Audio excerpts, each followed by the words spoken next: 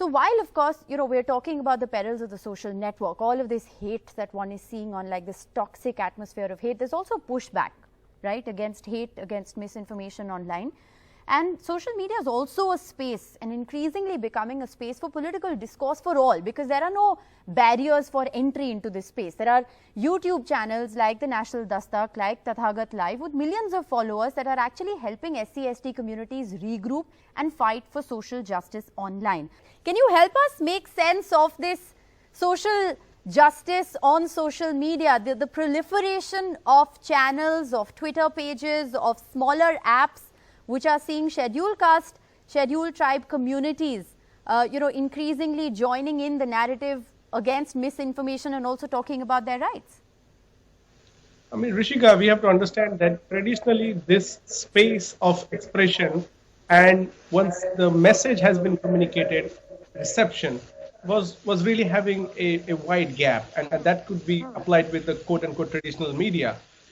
With the scheduled caste, scheduled tribe, and even OBC, we see a kind of a space where you have a direct communication almost within some seconds of message plus delivery and the reception of the audience. And, right. And what we see with social media as a masking of a new narrative is that there are counter narratives, and the media, national, international, as well as government sectors have to pay attention to them.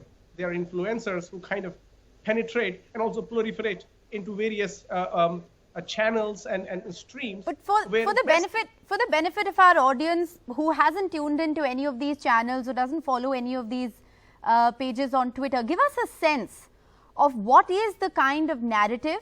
And also, what's very interesting is to see these smaller apps like Chingari and Moj, which are seeing an increasing number of people from the scheduled caste, scheduled tribe communities joining in to make their voices heard. Rishika, not only that, scheduled caste, scheduled tribe and OBC communities have also started their own app called Jai Bhim app, yes, which will have a short segment of your own videos. And you see, this is a fantastical demonstration of what a new and autonomous culture can do. And what are these channels? For example, if I want to take a hold of a situation, what's happening in India, I might just go on Twitter or any of the social media channels and look at one of the media channels that you are very rightly depicting on your screen, or look at the few influencers as to what is their take. So it's almost becoming a translation of what it would mean to look at these narratives through our perspective, because historically, India's narrative has always been Brahminical. Even the people from the progressive leftist or whatever viewpoints have in a way protected. It was a cobweb, but at the end of the day, the stream was Brahminism. It in a way very soft and hard. This time what we see is, be it celebration of Diwali, be it any celebration, the counterculture, which is basically a mainstream culture, the mainstream culture of what they call Mool Nivasis, or the original inhabitants.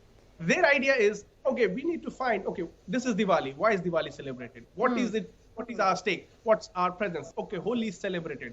What's our stake? And what you will see through this is, especially the young youth who is probably not having access to this material. The literature is vast, right? Right. And so then you see there is this tabulation or a thread or a short post where one is apprised of. And what does it do is, it really contributes to a multitude of democracy that is not necessarily nation-state based. Democracy here is basically how we celebrate, how we understand each other, and how we also fight against our enemies, which are basically most often the state in the power. But while you say the enemy most often is the state, and that might have been so, what do you make of, I don't know if you had a chance to tune into the conversation just before this when we were talking about the trads and the raitas on social media, and how the scheduled caste, scheduled tribe, backward caste communities, minority communities, women are being targeted in the most unspeakable narrative of hate online. Do you believe that the rise of these communities fighting for social justice is also a pushback to this toxic culture of online hate?